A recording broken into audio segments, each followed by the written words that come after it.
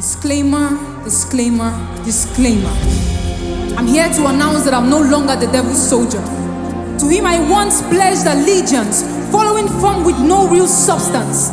But this moment I announce that I've decamped from the camp of the enemy, and a new commander now commands my destiny, the captain of heaven's hosts, the one in whom I make this boast, that to the God of this world I will not bow.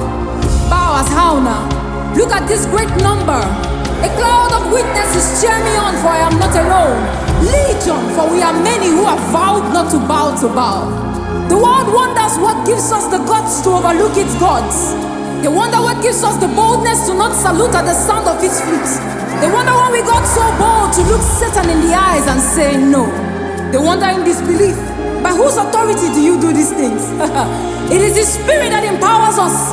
We find strength in His cross and the price that He paid. So again and again, whether in pleasure or in pain, we declare that we will not bow. For how can an incorruptible seed breed the corruptible? And how can these holy hands touch few? And how can this tongue dish the truth for Satan's flimsy, scheming, dirty lies? We will not bow no matter how much he tries. We refuse to play foul in this game.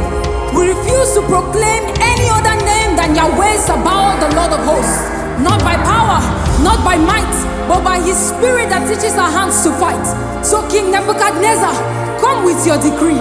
Let them heat up the fire 7 times the normal degree. But we are not careful to answer you in this matter. For our God is able to save us from your fire and plotters. But even if He doesn't, it is against the dictates of our covenant to bow to your idols. In other words, nobody you go tell us what you go do. Let Jezebel order the destruction of the followers of the Holy One. Nothing is powerful enough to bend our necks to a powerless power. They said if you cannot beat them, join them.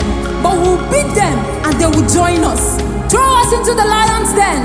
Our God is able to make those lions comfy pillows for our heads.